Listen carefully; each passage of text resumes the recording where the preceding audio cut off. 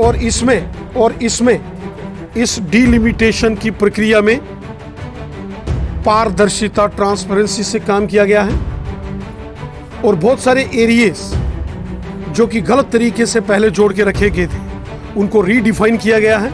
मुझे लगता है कि नेशनल कॉन्फ्रेंस, कांग्रेस और पीडीपी के लोग जो इसका विरोध कर रहे हैं उन्होंने ड्राफ्ट रिपोर्ट को सही ढंग से अभी पढ़ा नहीं है।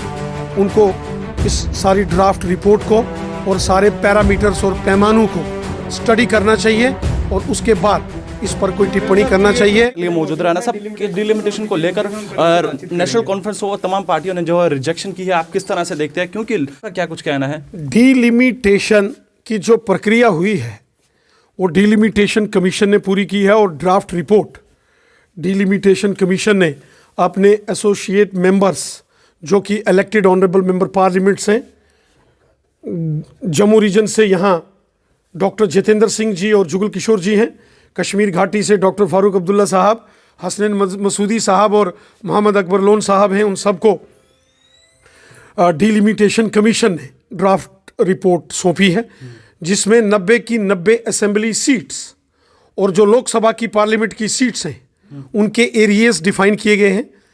अर्थात असेंबली सीटों का एरिया उसको डिफाइन किया गया है।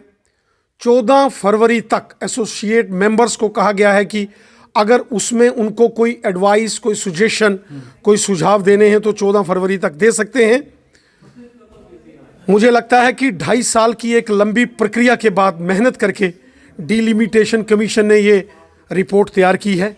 डीलिमिटेशन कमीशन के जो मेंबर्स हैं वो सुप्रीम कोर्ट के रिटायर्ड ऑनरेबल जस्टिस हैं और उन्होंने बहुत मेहनत की है। सभी पॉलिटिकल पार्टियों के नेताओं से आके उन्होंने जम्मू कश्मीर में मुलाकात की है और इस मुलाकात के बाद इस फैसले से ना खुश हैं। 6 सीटें जम्मू को अगर मिल रही हैं तो आखिर उनको क्यों ऐसा? देखिए, डीलिमिटेशन कमीशन एक ऑटोनोमस बॉडी है, एक कॉन्स्टिट्यूशनल बॉडी है, उसमें कोई पॉलिटिकल इंटरवेंशन नहीं है। जब उन्होंने देखा कि एरिया वाइज जहां जहां जरूरत है तो उन्होंने किश्तवाड़ में एक सीट बढ़ा दी, डोडा में बढ़ा दी, उधमपुर में सीट बढ़ गई, वहीं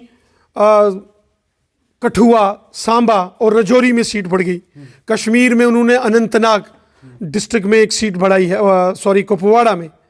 तो मुझे नहीं लगता है कि इस पर कोई विवाद करना चाहिए। कॉन्स्टिट्यूशनल बॉडी है और बहुत ही रिस्पेक्टेड बॉडी है और बहुत ही रिस्पेक्टेड ऑनरेबल सुप्रीम कोर्ट के ऑनरेबल रिटायर्ड जस्टिस लोग जो हैं इस कमीशन में हैं और इसमें इस डीलिमिटेशन की प्रक्रिया में पारदर्शिता, ट्रांसपेरेंसी से काम किया गया है और बहुत सारे एरियाज जो कि गलत तरीके से पहले जोड़ के रखे गए थे उनको रीडिफाइन किया गया है।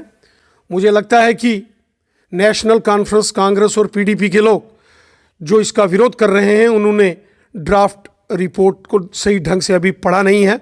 उनको इस सारी ड्राफ्ट रिपोर्ट को और सारे पैरामीटर्स और पैमानों को स्टडी करना चाहिए और उसके बाद इस पर कोई टिप्पणी करना चाहिए। ट्रांसपेरेंसी से ये सारा काम हुआ है।